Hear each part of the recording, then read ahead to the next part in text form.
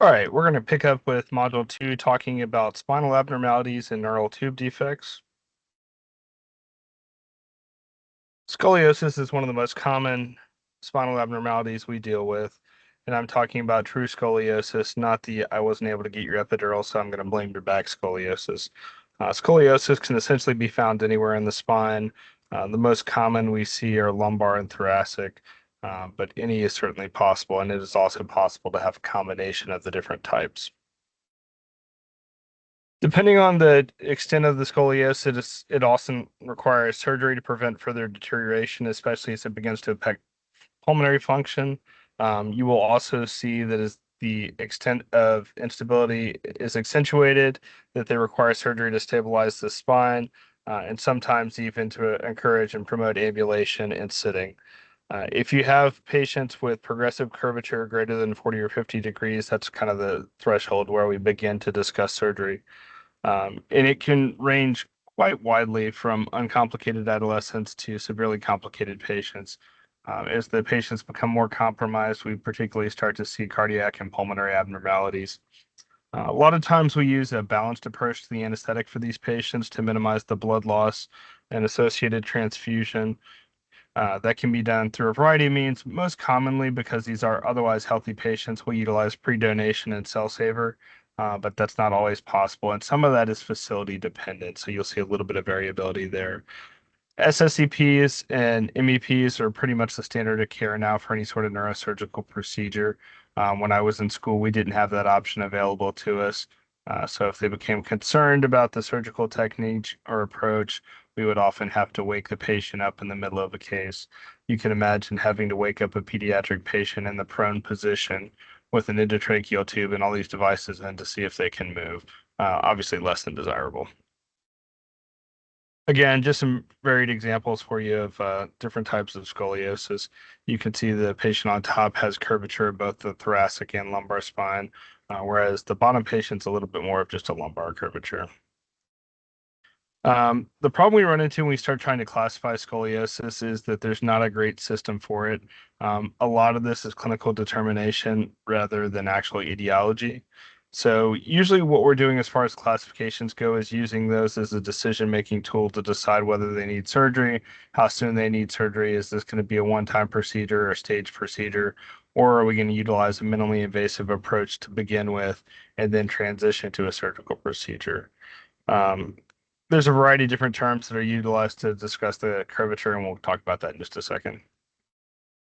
So scoliosis literally just means crooked, a lateral deviation of the spine greater than 10 degrees.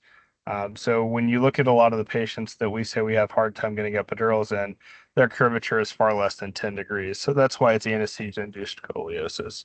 Kyphosis, or kind of a humpback position, is an accentuated posterior angulation of the spine.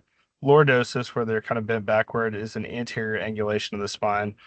The primary curvature generally occurs most frequently in the thoracic and lumbar regions, but you may see that there are secondary curves, and especially in complicated cases on top of those. Um, this is just an example of what you may see from the posterior. Even if you don't look at their back, you may be able to look at their shoulders and their hips and realize that there's some degree of scoliosis. Indeed, as you try and follow their midline down from their skull to T1 and then down to their sacrum, you'll notice how accentuated some of these curvatures are. But just looking at someone, and you'll see as people walk around with untreated scoliosis, that they may have quite a bit of uneven shoulder height and uneven hip height. Just an example of lordosis for you. Some of us can do this as kind of a party trick where you just kind of stick things out. Some patients are actually stuck in this position. So start thinking about the anesthetic implications for all your patients with these spinal curvatures. Example of kyphosis. Most of us cannot encourage ourselves to do this, especially to the extreme that you see on the left. Most of the time in developed countries, patients aren't allowed to progress this far, but you will see some from third world countries that have had no intervention and cases maybe this extreme. The Cobb angle is what's utilized to measure the magnitude of the curve. It's done using primarily just plain radiographs. Sometimes CTs are used. But all they're doing is measuring the offset angle from the midline. So as you can see, it travels further and further out there. as you go from T12 down to L4. Scoliosis is primarily congenital, and it occurs as a result of failure of the formation and segmentation. You may see that patients have hemivertebra, and you may also see that there are a lot of associated abnormalities, just like all these other pediatric syndromes. The most common ones you do see here are a little bit different because they tend to be orthopedic. So malformation of the ribs, which may result in malformation of the chest wall. And then you may also have hemifacial microsomia. About a quarter of the patients have urologic abnormalities, and about 10% have cardiac abnormalities. In some of these patients, you will see that bracing or like a Cottrell cast is not effective for them, especially in the congenital scoliosis. So for these patients, usually we go through and perform a fusion. There are multiple stages because when you put hardware on someone that's still growing, you're going to have to go back in and replace it at some point. So you may see that multiple procedures are done for these patients. These are just some examples of kind of things you will see with scoliosis. I think the most important thing for us to look at here is over at the congenital scoliosis picture. In this case, what you're seeing is like the patient in the middle has hemivertebra. So essentially they have a small offset vertebrae. This results in lateral scoliosis, as you can see. And then the next one is first fused vertebra, where they're not able to grow appropriately. And as they get older and older, you'll notice that their deformity becomes more and more pronounced. This is just some of the facial syndromes that are associated with it. I think the most common one you see in these patients is going to be golden hair. Vector is one of the newer techniques we utilize for these patients. In the past, what we did was multiple surgical procedures. Now we're using expandable titanium rods in the rib cage that allow the patient to kind of their hardware to grow with them as they do grow. So that's kind of a nice advantage. Unfortunately, it doesn't work for all the cases, but it is a potential surgery that you may see done for these patients. And essentially, it's just an initial implantation and then a minimally invasive trip to the OR for expansion. Idiopathic scoliosis, which is a little bit more common, um, also a little bit easier to treat. Infantile, which is not quite as easily diagnosed in less severe cases, but when you have patients that are at 30 degrees, it's when we start considering bracing them because at that point they're still growing and developing. So that gives you an opportunity to utilize a minimally invasive approach. If you'll recall with the others, we were looking at 40 or 50 degrees before we begin surgical correction. With those patients, you can begin treatment as early as 4 or 5 months. Juveniles, 4 to 10 years, about 10 to 15% of the idiopathic scoliosis patients. Almost a quarter of these patients also have some other sort of spinal abnormality, Arnold-Chiari being one of the most common ones.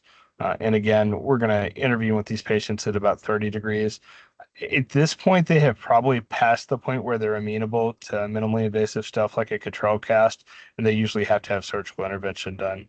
After age 10, this is when we tend to see that they've had a significant pulmonary impairment because of their scoliosis. Um, Bracing may be used as kind of a stopgap measure, but ultimately their pulmonary function is going to continue to decrease and they're going to need to have surgical correction. So this is an example of somebody that's being placed on a Cottrell frame. These patients will go under general anesthesia and be suspended on this frame, and then they essentially cast them after they use straps to pull their spine back into a line. This is also a staged procedure. They'll come back multiple times and have the cast adjusted.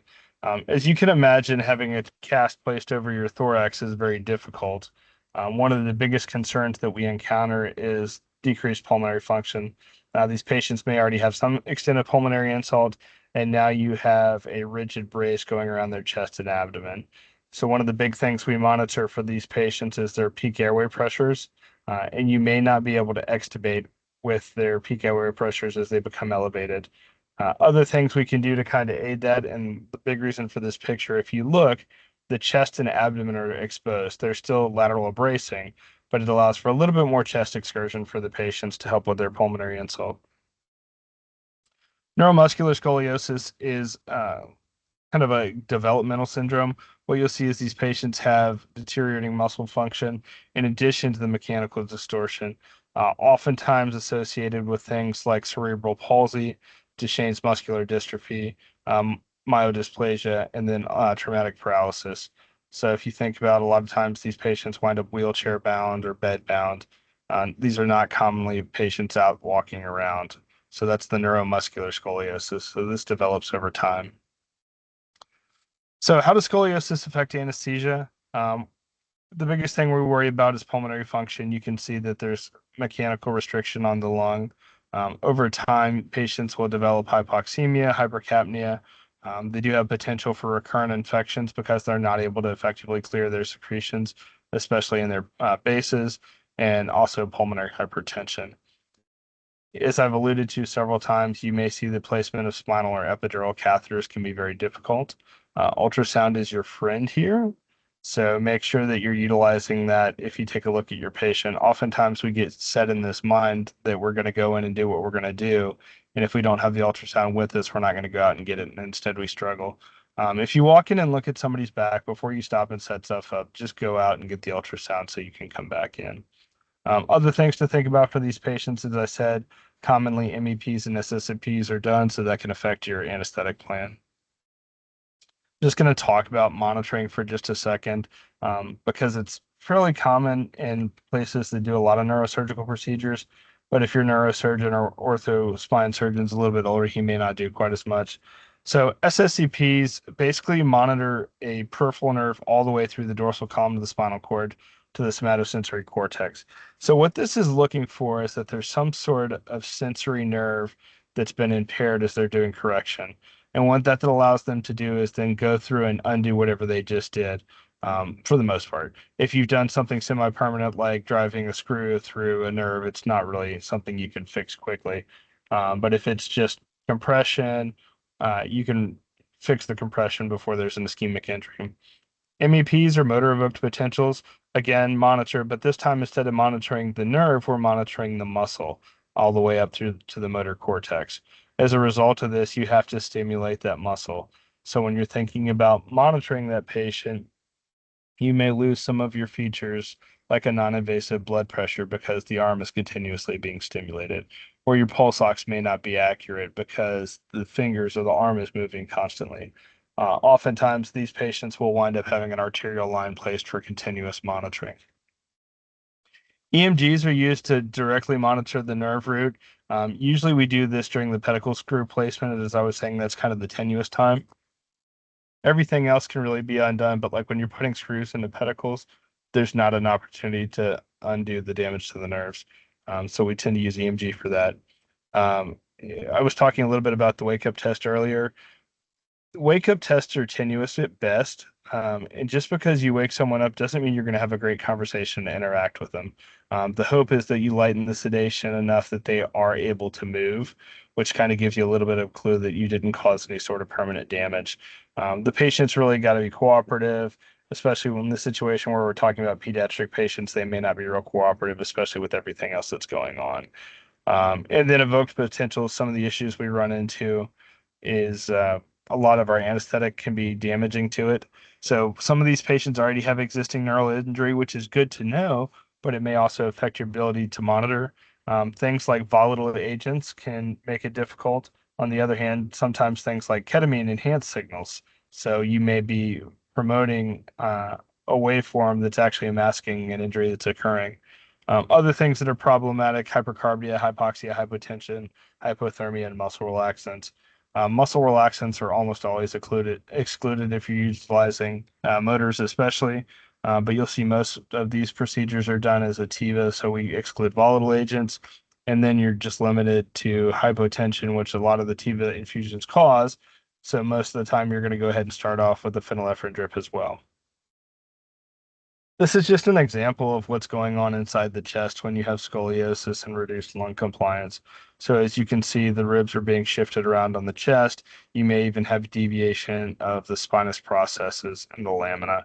Obviously, none of this is helpful for inspiration or expiration. Other things to think about: large bore access. These can be fairly long cases. You can have pretty significant blood loss. As we said before, that's part of the reason we use things like cell saver and pre-procedure donation to reduce the risk for the patient. Central access is kind of gone by the wayside for a lot of these cases.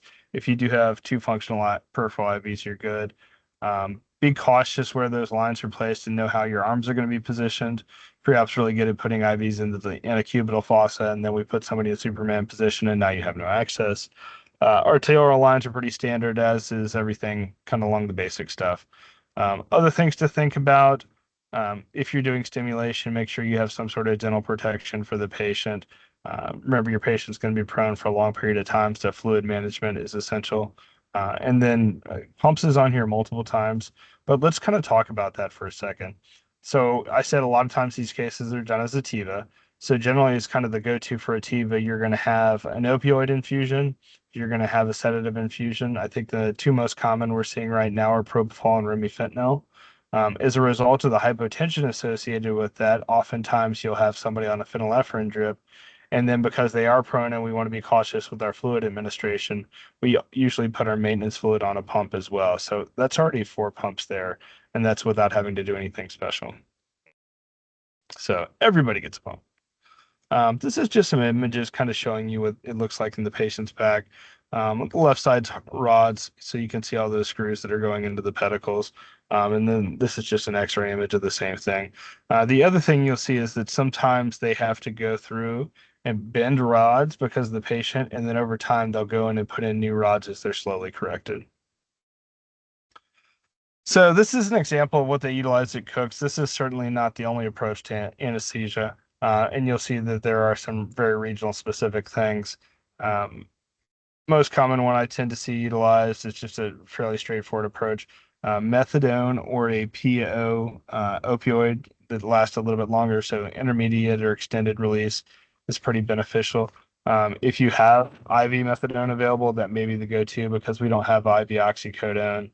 So that's a thought. Other things, pretty straightforward. Lidocaine, propofol, ketamine plus or minus depending on your facility. Some neurosurgeons are fairly opposed to it. Again, I mentioned that it may actually amplify your SSEP or MEP signals, so there may be an injury that's occurring that's masked by that. Some places use volatile agents, some places use straight TIVA. Personally, if I'm going to do a TIVA, I'm going to do a TIVA. There's not very much benefit for me combining the two. The exception to that is that sometimes if I do a TIVA for the latter part of the case, like the last hour to 30 minutes or so, to allow the propofol to wake up and decrease my wake up time, I'll turn that off and turn on some gas. But that's really the only time I use any sort of volatile agent if I am doing a TIVA. Other things you can consider if you don't have remifentanil available, Sufenta is certainly an option if it's available at your facility. And then I've done TIVA cases with just straight fentanyl. It's almost a cardiac type situation where you're giving patients 250, 500 mics of fentanyl, that sort of thing. TXA is used a lot of times for these cases to help reduce blood loss. The dosing kind of varies, usually 50 to 100 milligrams per kilogram. It may go as low as 15 milligrams a kilogram. There's not a whole lot of solid research that supports one dosing over another. And then some sort of infusion of antibiotics. Just like with total joints, because there is kind of an increased risk of complications associated with this, vancomycin may be used.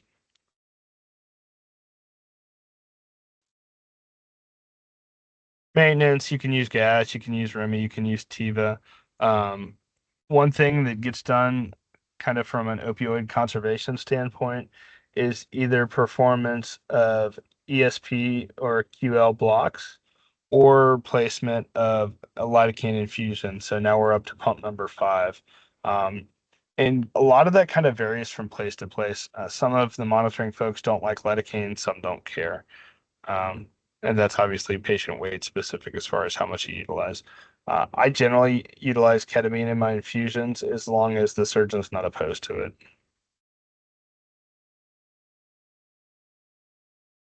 Precedex is fairly common, so now we're up to pump number 6. It can be used either as an infusion or as intermittent boluses.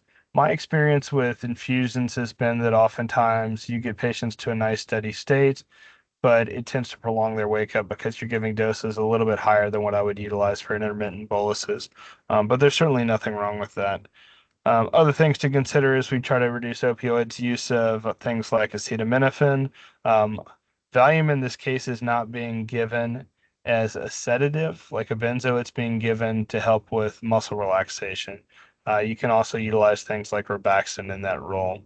And then Decadron, uh, dosing kind of varies zero point 0.2 to zero point 0.5 mg per kg, but repeated as well. Other things to consider as we're working through stuff.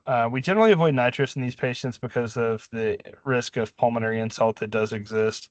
Um, there's not really much more to that. We talked about TXA.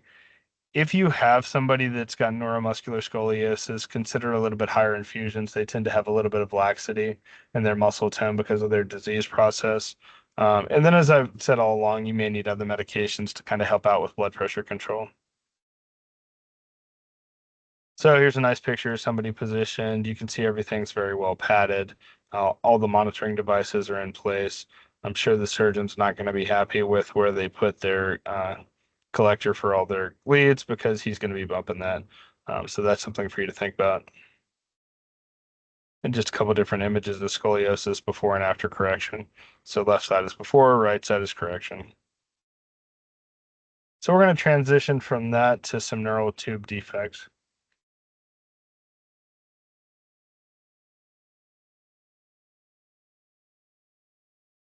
So neural tube defects are fairly common to some extent.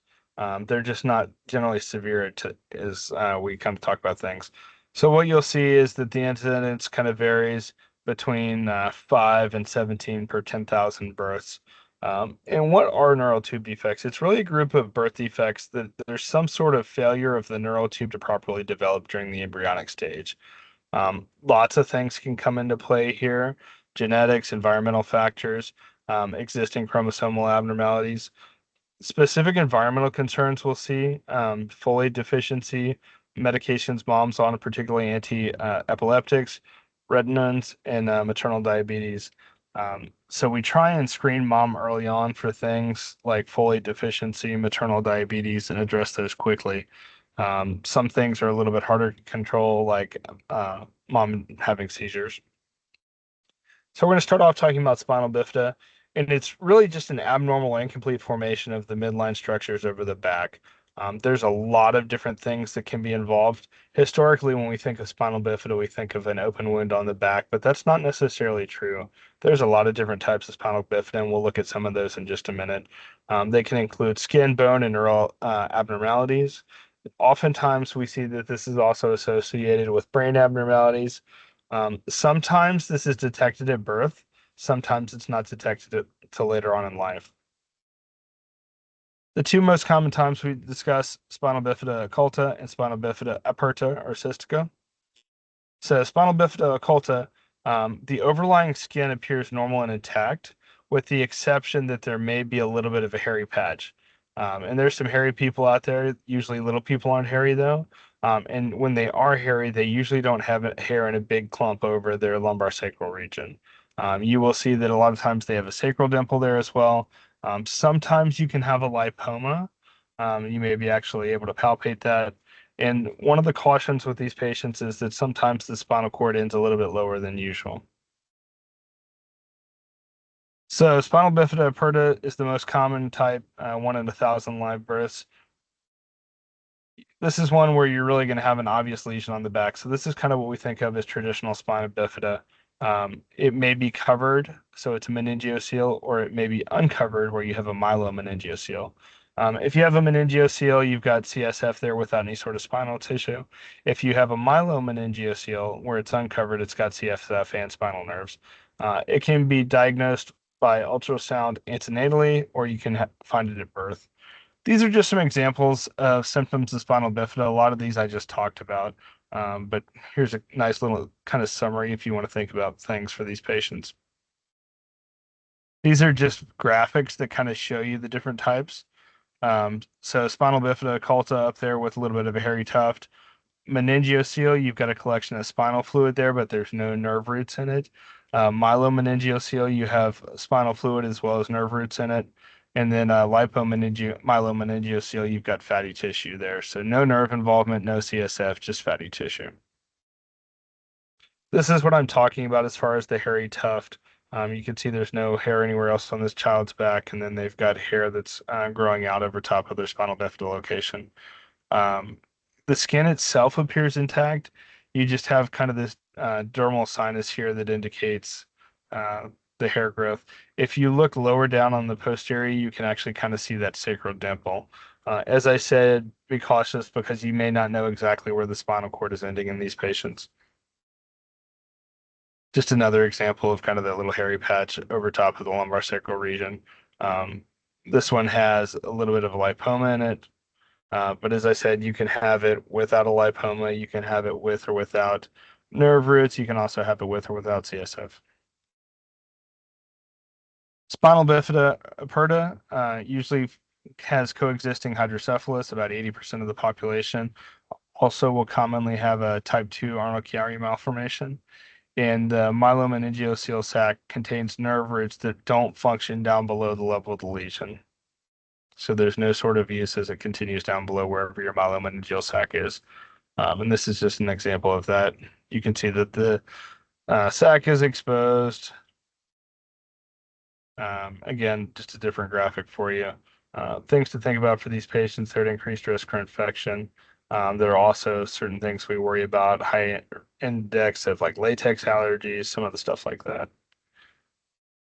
In spina bifida aperta, myelomeningeal seal's got to be repaired very quickly, usually within the first week of life. And we're just doing that to prevent infection or further trauma. If they don't already have a CSF leak or a dural rupture, it can occur during the surgical procedure, but it may already be in place, and you can imagine all the problems that are associated with kind of considerable CSF leaks from those patients. Oftentimes, they develop hydrocephalus after surgical repair requiring a VP shunt because their body is somewhat adjusted to having that CSF leakage, and now it's been repaired. It takes a little while for those villi to quit producing the CSF to stop being a problem. Things we worry about long term, I think one of the most ominous ones is paraparesis. You may see that that's associated with bowel or bladder symptoms. You may have renal insufficiency, limb changes, contractures, and also scoliosis.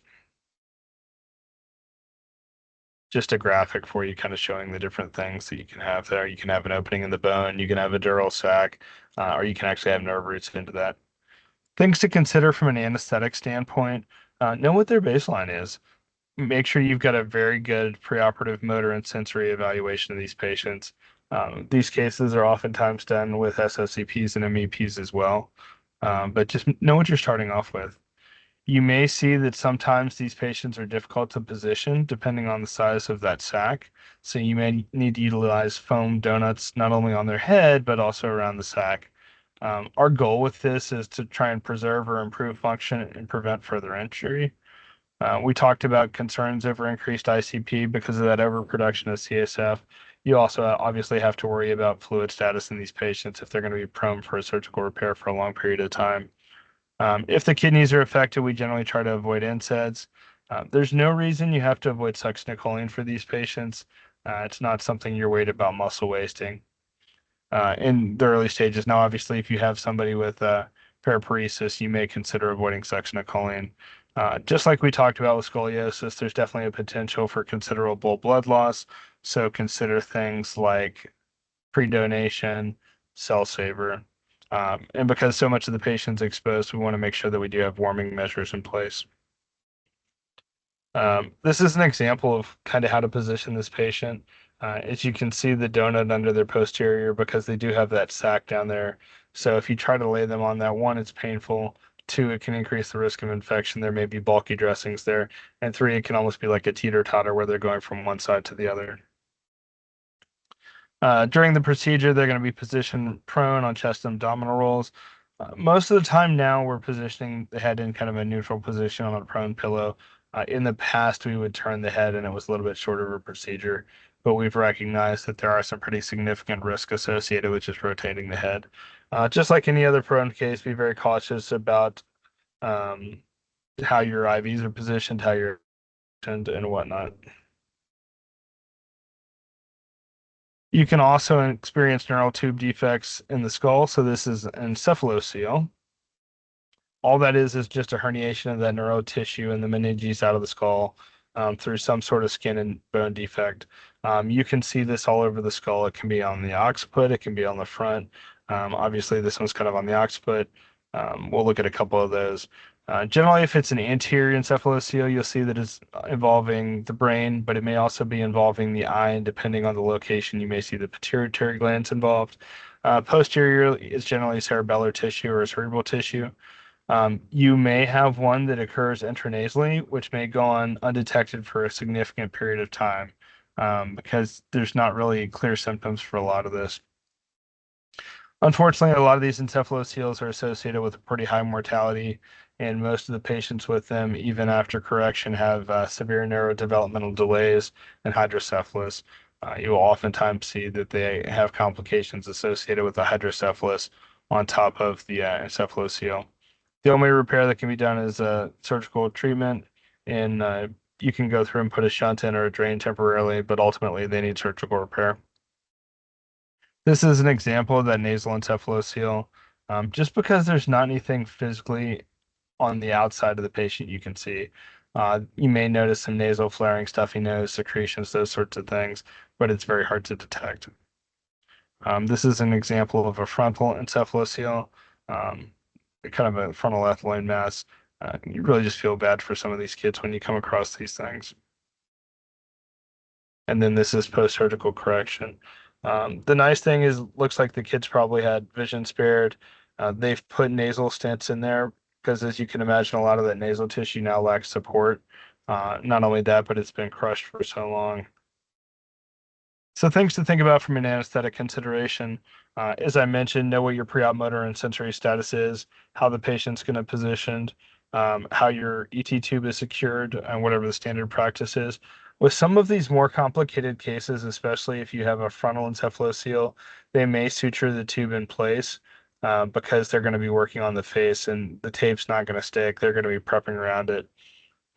Same thing as we talked about with scoliosis, maybe potential blood loss. Make sure you've got adequate IV access, keep the patient warm. Just some examples here. This is somebody that's got a posterior encephalocele, and what they did was went through and used a traditional foam pillow or prone pillow to protect that encephalocele during the surgery. And you can see in that picture on the bottom right where they were. Just an example of another large encephalocele. Another cute little kids. This is another frontal encephalocele. Now we're going to talk a little bit about Chiari malformations. So what you see in a patient with a Chiari malformation is they essentially have a little bit of herniation of their cerebellum down through the medulla. As a result of that, they wind up with this vermis and syrinx here. So what actually happens is the cerebellar tonsils herniate down through the foramen, and when they do that, you wind up having a myelomeningeal on these patients. As a result of that, they get obstruction of their CSF flow, and eventually they're going to wind up with hydrocephalus. So this tends to get caught fairly early on. Fortunately, most of these patients will get CT scans, which makes the diagnosis a little bit easier. Um, if you're unaware of exactly what hydrocephalus is, it's essentially a mismatch of the CSF, which is being overproduced in the absorption. So as a result of that, you get an increased intracranial or subarachnoid volume of CSF. Um, there's two reasons it happens, either an obstruction or for some reason it's being overproduced or underabsorbed. And part of that helps determine what you have to do to treat it. We see hydrocephalus a lot of times as kind of a secondary symptom. So think about like trauma patients or patients with spinal injuries, those sorts of things. If it's not treated, obviously you'll wind up with an excess amount of CSF in the cranium and intracranial hypertension. So kind of the chronic symptoms you'll see in these patients, headache, irritability, and vomiting. Remember, most of the time these are pediatric patients. They can't come out and tell you exactly what's going on. They may gesture at their head. You may just notice that they're inconsolable and they're vomiting. Vomiting in kids, unless you think it's associated with GI symptoms, is almost always going to be related to some sort of neuro process. And this is just a comparison of the four different types of Chiari malformations. Arnold Chiari is by far the most common one we deal with. I think as long as you're familiar with that, as well as kind of the underlying physiologic complications and issues associated with each type, you'll be fine. So we're going to talk a little bit about Arnold Chiari, and one of the biggest reasons that we worry about it the most is because it's not only a neuro issue. A lot of times you will see that it also affects your airway indirectly. So you can wind up with vocal cord paralysis, could be indicated by stridor, depending on whether you have bilateral or unilateral paralysis. They can have respiratory stress, especially if they do have their vocal cords affected. Depending on how severe it is, you can have bilateral vocal cord paralysis. Obviously, you can't breathe through that, so you may see apnea. You may see that they have a hard time handling their secretions or swallowing things. So they're at increased risk for aspiration pneumonia. You may see that they have ophthalmos, and you also tend to see like some localized cranial nerve defects in these patients. And this is just an example. You can see where those cerebellar tonsils are herniating down through the foramen. So what do we do to fix it? Surgery. It's usually going to be a suboccipital cranium, so patient's going to be positioned prone. A lot of times they're positioned prone, but they're also in kind of a head down position to allow exposure of the occiput. You will also see that they commonly have to have cervical laminectomies done. Most of these patients are going to be in pens. We don't really do a whole lot of the stuff in horseshoes anymore just because of the increased risk of movement or surgical instability. And when you're utilizing something like stealth navigation, you kind of have to have that. Just an example, you see how he's kind of in that head down position where they can access the occiput. Anesthetic considerations. Um, Again, large bore vascular access, arterial monitoring. You may utilize nasal intubation, but it's somewhat surgeon specific. Obviously, if you utilize nasal intubation, traditional precautions, use some nasal trumpets, some sort of vasoconstrictive agent. We will commonly put gastric tubes in these patients and just leave it to gravity suction, and then make sure you take care of your eyes. If you're worried about elevated ICP for some reason, the patient has an obstructive lesion, we want to avoid ketamine. We may utilize something like controlled hyperventilation and narcotics to help blunt the laryngoscopy. Uh, Again, your patient's going to be prone. Be cautious about all your devices and monitoring. And that's it.